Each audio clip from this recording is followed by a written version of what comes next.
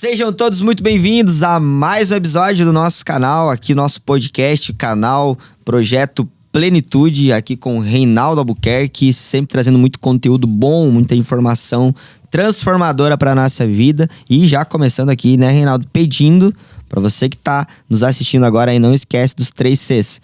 Curta esse vídeo, comenta aí nos comentários aí o que você achou dessa palavra que você está recebendo, desse ensinamento que você está tendo aqui a partir desse momento, e também compartilha esse conteúdo para mais pessoas, né? Para pensar o que pode acontecer se mais 5 pessoas, além de você que está assistindo, forem alcançadas por esse conteúdo aqui, ok? Pensa nisso e depois entre em ação. Reinaldo Albuquerque, vamos lá sobre o assunto de hoje, identidade espiritual, né? O que você nasceu para ser?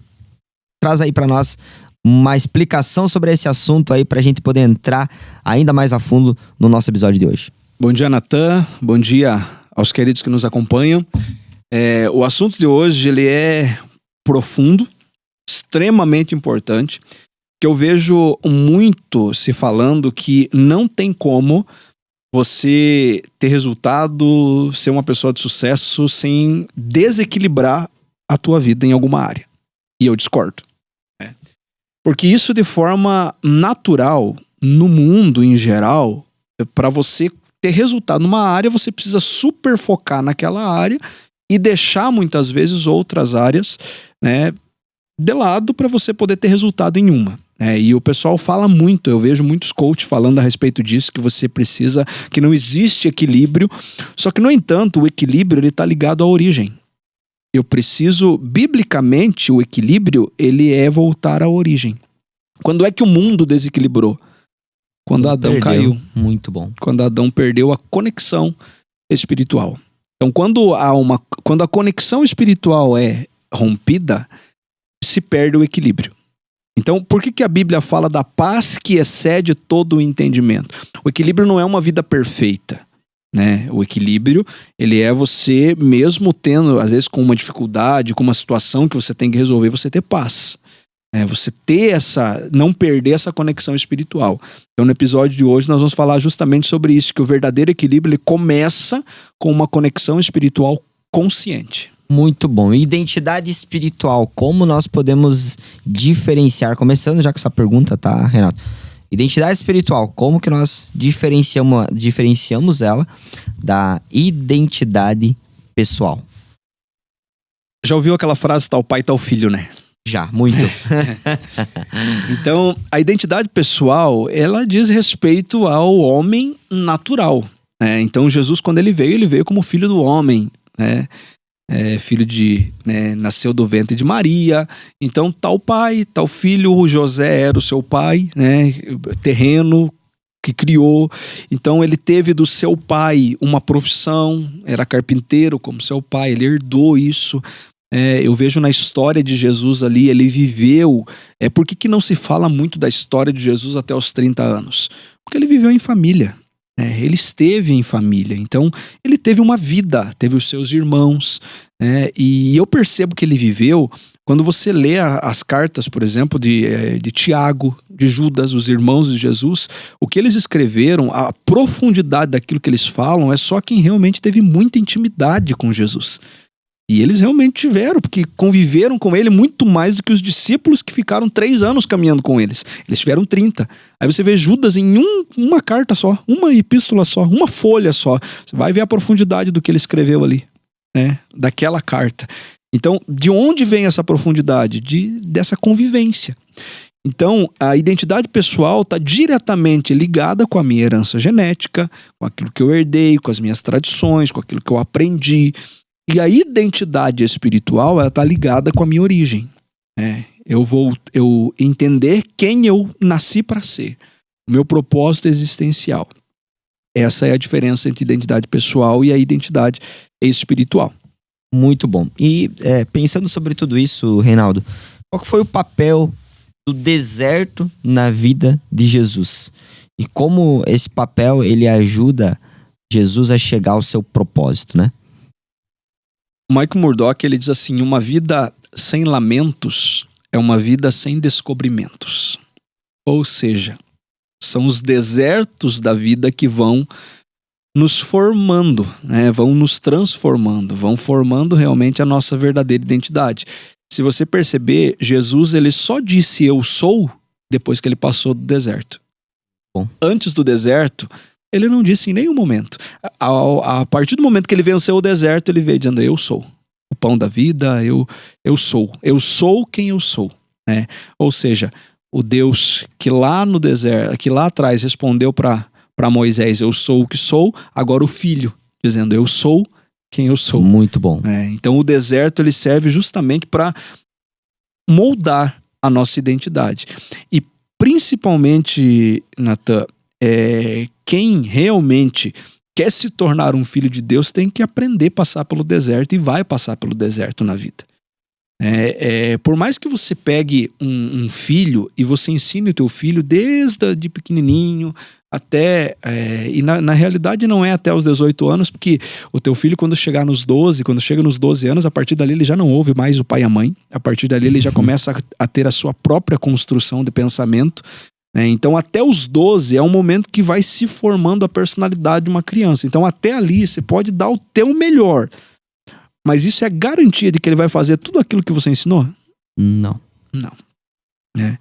Então, é a mesma coisa a gente tem um manual, né? A gente tem a Bíblia, a gente tem a palavra, mas é garantia que todos aqueles que têm a Bíblia fazem o que a Bíblia diz? Não. Então aí por isso que existe o deserto. É por isso que vem o deserto. E às vezes o deserto nem sempre é para nos... As pessoas acham que o deserto é para matar. Não, o deserto não. O deserto, a Bíblia nos ensina muitas vezes a glorificar no momento das provações, porque são as provações que vão produzindo em nós a paciência, a perseverança, a esperança. Então é a gente entender que todas as coisas cooperam para o bem daqueles que amam a Deus. É lógico que no momento do deserto é difícil de você agradecer, é difícil de você se alegrar no momento do deserto, mas os desertos fazem parte da vida e eles estão aí para nos ajudar a crescer. Muito bom. Reinaldo, olha só. Pensando em tudo isso que você fala, né, sobre a questão de ter uma identidade, como que as nossas escolhas diárias, elas revelam a nossa verdadeira identidade? Aí eu quero entrar em algo mais profundo, né? Eu quero ler um texto aqui e que nós vamos se aprofundar nesse tema, porque hoje eu vejo um grande problema hoje na nossa sociedade, no nosso dia a dia, né? De pessoas que acham que são e não são, de pessoas que deveriam ser e acabam não sendo quem deveriam ser. Em Romanos capítulo 8 fala a respeito desse chamado que nós temos como filhos de Deus para manifestar a nossa verdadeira identidade. Então Romanos 8, 14 ele diz assim, porque aqueles que são guiados pelo Espírito de Deus, eles são filhos de Deus. Então a minha identidade pessoal não está ligada com o espiritual. Agora a minha identidade espiritual está diretamente ligada com o Espírito de Deus. Ele diz assim, porque o Espírito que vocês receberam de Deus não torna vocês escravos e não faz com que vocês tenham medo. Pelo contrário, o Espírito torna vocês filhos de Deus. E pelo poder do Espírito, nós dizemos com fervor a Deus, Pai, meu Pai. Eu só aprendo a ter esse relacionamento com o Pai de verdade através do Espírito de Deus. É o Espírito de Deus tocando no espírito humano e faz com que a pessoa realmente entenda que ela é filho. Nós falamos aqui no episódio anterior a respeito de Abraão, do chamado dele, de ouvir essa voz. Todo dia Deus está nos chamando para viver essa dependência celestial, ao invés de viver a dependência terrena, natural. Porque a condição, ela me aprisiona. A decisão, ela me liberta. Muito bom. É o caso de quando Paulo ele estava preso, escrevendo a carta aos Filipenses, aprisionado... E aos Filipenses não, aos Efésios, ele estava escrevendo aquela carta. Ele estava preso.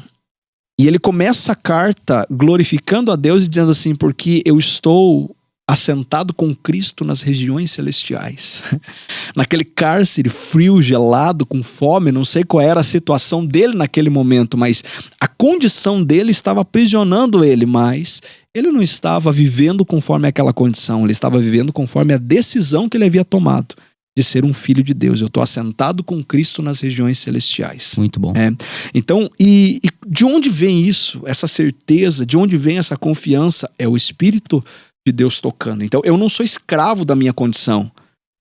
Eu não vivo pela minha condição. Eu vivo pela decisão que eu tomei de aceitar Jesus na minha vida e de viver aqui como um filho. Aí olha a sequência, diz assim, nós somos seus filhos e por isso recebemos as bênçãos que ele guarda para o seu povo e também recebemos com Cristo aquilo que Deus tem guardado para ele, porque se tornamos parte nos sofrimentos de Cristo, também tomaremos parte na sua glória. Ou seja, se eu vou passar pelo deserto, talvez não da mesma forma, da mesma proporção que Cristo passou, mas se eu sou provado em alguma situação, se eu passo por alguma dificuldade, alguma luta nesta vida, não foi por acaso. É porque eu sou filho, e como filho, o pai está tratando de mim. Muito bom. Volta naquilo que eu falei a respeito da paternidade, né? O pai é proteção, destino e disciplina, limite, né? Então, o pai, ele só repreende o filho que ele ama. Então, tem momentos na vida que eu vou ser colocado num deserto, por quê? Porque o pai me ama e eu preciso aprender algumas coisas. Eu falei no episódio anterior a respeito daquilo que eu não conhecia de Deus, porque eu achava que para me relacionar com Deus era através das regras, de eu fazer tudo certinho. Sabe, eu não podia fazer isso, não podia fazer aquilo, eu me sentia prisioneiro em algumas coisas. Tinha algumas escolhas que eu não fazia na vida, não é porque eu não gostaria de fazer, é porque para mim, na minha mente, se eu fizesse aquilo ali, eu ia pro inferno. Então, e esse não é o relacionamento que eu tenho que ter com Deus, porque eu sou filho, eu não sou escravo, eu não tenho que ter medo. O meu relacionamento com Deus tem que ser um relacionamento de amor e de intimidade. Você quer que teu filho te respeite porque ele tem medo de você ou porque ele te ama? Porque ele me ama, né? É exatamente esse o relacionamento que Deus quer ter com os seus filhos. Por isso que na epístola de João lá ele escreve que o verdadeiro amor, ele lança fora todo o medo, né? Porque no amor não existe o medo. Se tem medo, não é amor. Então tem muitas pessoas que a condição delas ainda é de medo, de temor.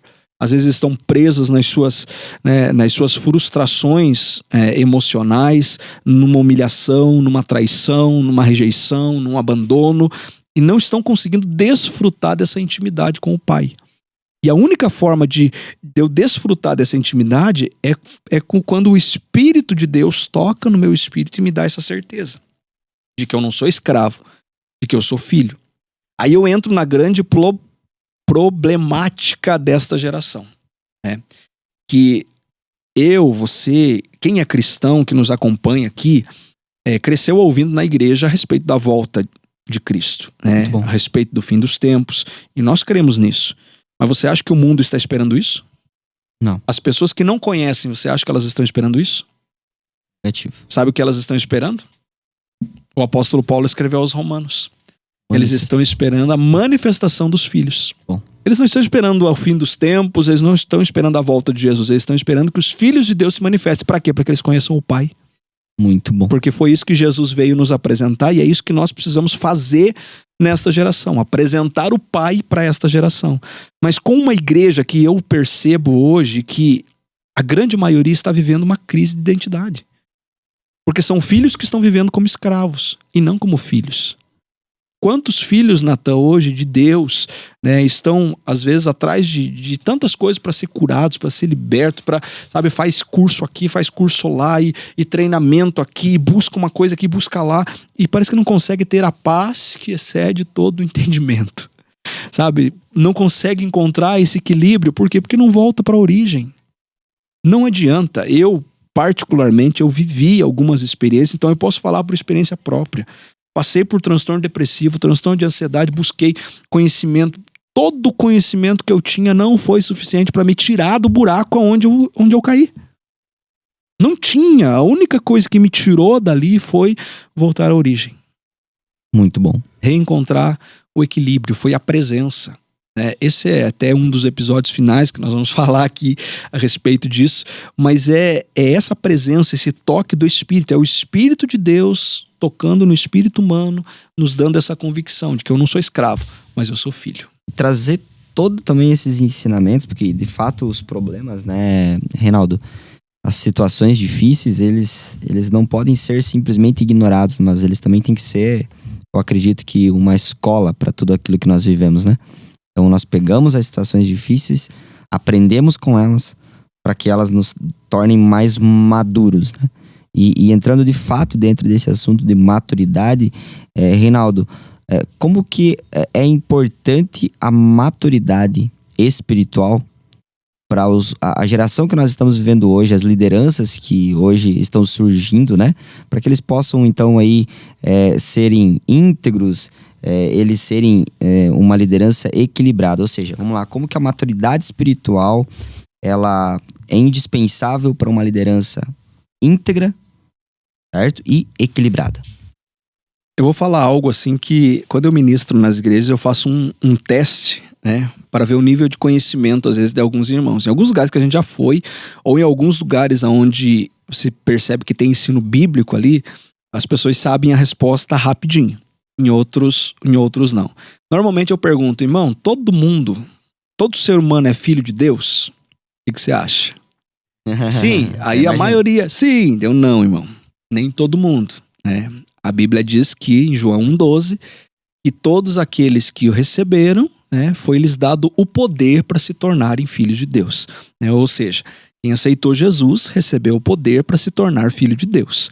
Aí eu insisto, irmãos, todos aqueles que aceitaram Jesus são filhos de Deus? Aí a grande maioria, sim! Irmãos, não. Daí todo mundo olha com os olhos daquele tamanho, né? Mas como não? Se você acabou de ler o versículo que diz... Não, aí é a interpretação do versículo, porque o versículo diz, mas todos quantos o receberão, deu-lhes o poder. Ou seja, você receber um poder não significa que você está usando aquele poder. É como a história do mendigo, Renato. Não sei se você já ouviu falar do mendigo. O mendigo tava na rua. Desculpa interromper, né? Pode, fica à vontade. Essa história aí, eu acho que vai agregar o assunto que o mendigo, ele tava na rua. E aí chegou uma pessoa pra ele, assim, muito bem apresentada e tal. E disse pra ele assim, olha, eu sou do banco. E você acabou de receber uma herança de um parente seu que morreu em uma determinada situação. E pra você retirar essa herança, agora você é milionário.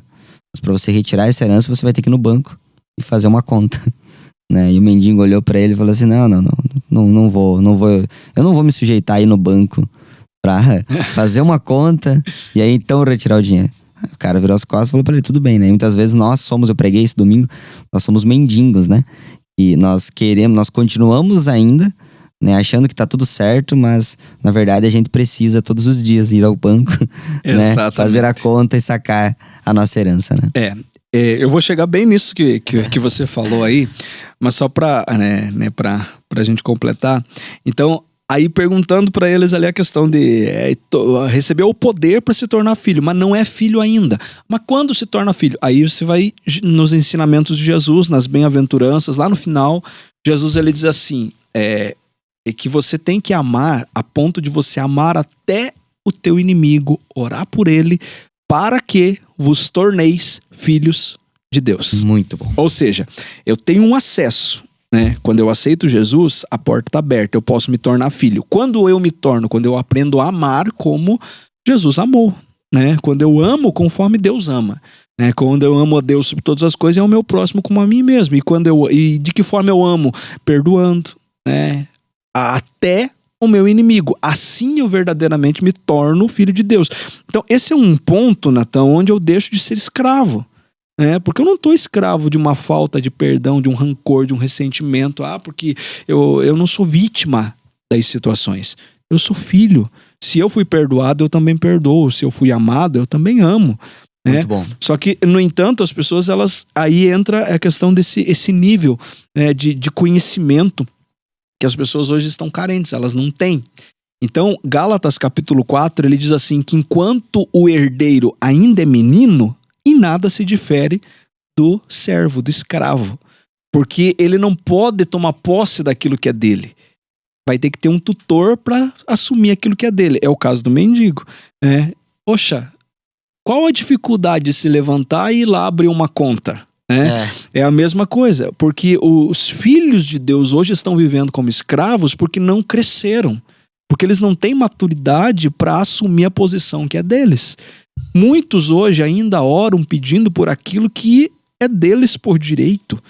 Eu não tenho que orar a Deus pedindo para Deus me dar um carro, uma casa, isso não, isso é, a Bíblia fala que eu busco o reino em primeiro lugar e as demais as coisas vão ser acrescentadas.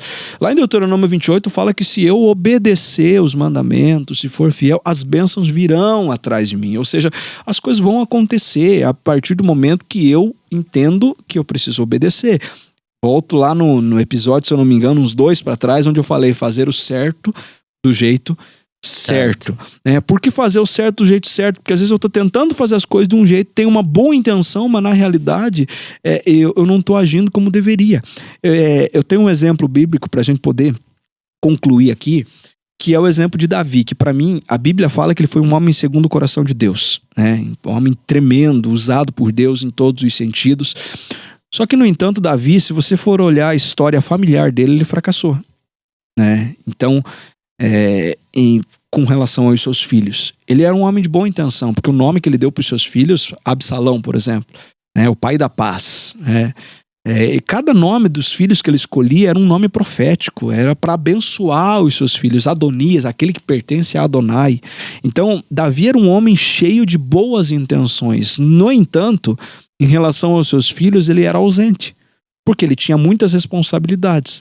Se você perceber na história de Absalão, tudo que aconteceu na casa de Davi, Davi não percebeu o que estava acontecendo.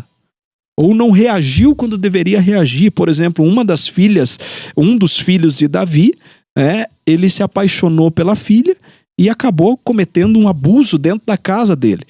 E o que Davi, como pai, fez? Nada.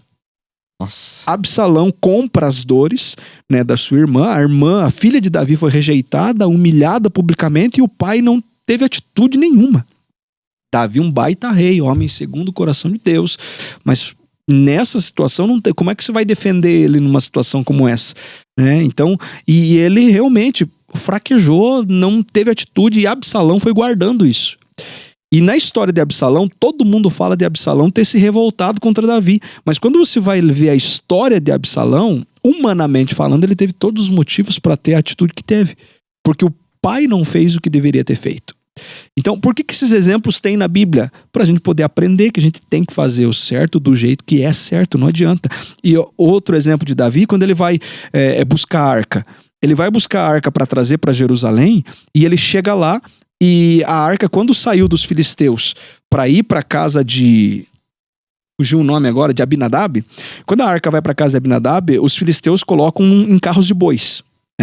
E quando Davi chega para trazer a arca, os carros de bois estavam velhos, ele diz, vamos fazer um carro novo. Fizeram um carro novo para trazer a arca para Jerusalém.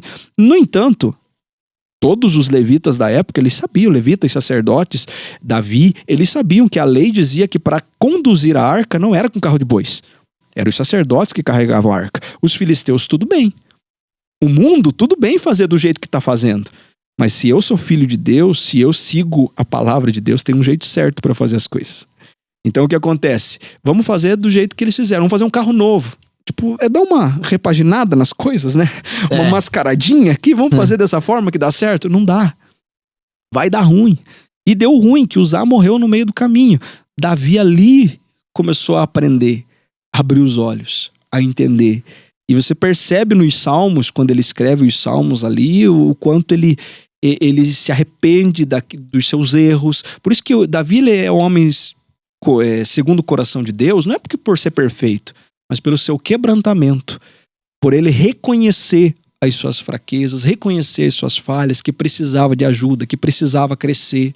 Lê o Salmo 51, quando ele fala, Deus, não tira de mim o espírito voluntário. Por que ele faz isso? Porque o pecado que ele caiu foi justamente porque ele deixou de ir para a guerra, que era uma atitude dele, normal de um rei ir para a guerra naquela época. Ele não foi, decidiu ficar em casa, ou seja, perdeu a vontade de lutar. Quando ele perde a vontade de lutar, ele cai. Nossa. Então, ele pede, Deus, devolve, me traz de novo essa vontade, esse ânimo, esse amor. Então, a falta de maturidade, muitas vezes, faz com que a pessoa ache que está pronta, que está preparada, e muitas vezes está correndo atrás de coisas ao invés de estar vivendo o seu propósito.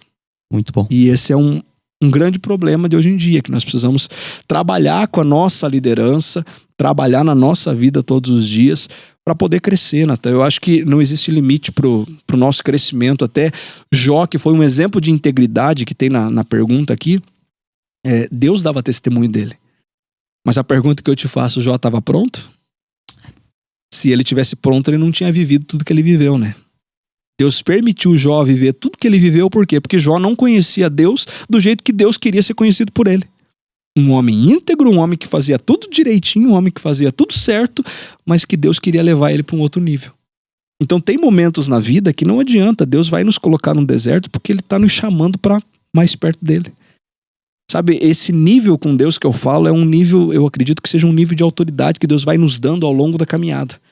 Sabe, para você poder ajudar pessoas, para você alcançar pessoas, para você tocar na vida de pessoas e transformar. São níveis de autoridade que Deus vai nos colocando. E para chegarmos nesses níveis, às vezes nós precisamos passar por alguns desertos. Eu passei por cada uma para poder estar aqui falando o que eu falo hoje. Mas é o que gera maturidade, né? É o que gera maturidade na nossa vida. E mesmo assim a gente continua, às vezes, apanhando, né, caindo, aprendendo, porque a comunhão com Deus é justamente esse processo, né? É esta caminhada, né?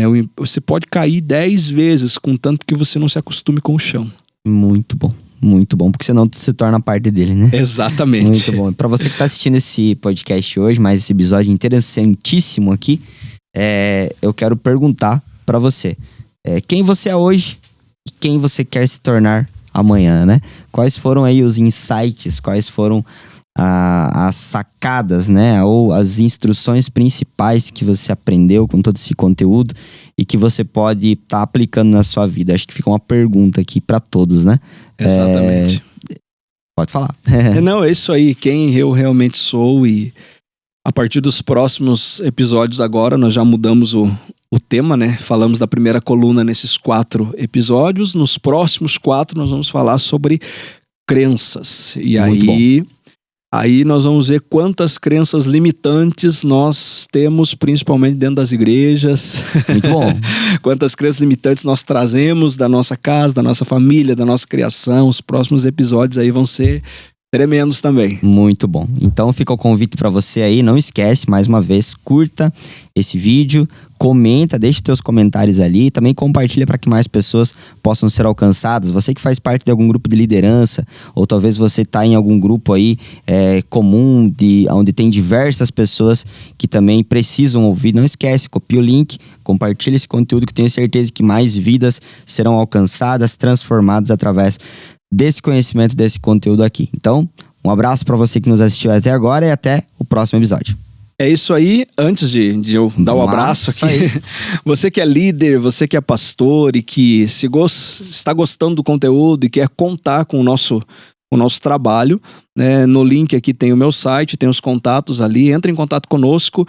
Conferência, palestra, treinamento, tanto treinamento empresarial quanto treinamento para as igrejas, para a liderança. E você que não adquiriu também o nosso livro, tá aqui. O nosso livro tem um link na descrição também, você pode adquirir. E, como disse o Natan, Deus abençoe. Até o próximo episódio. Beleza, valeu, até mais.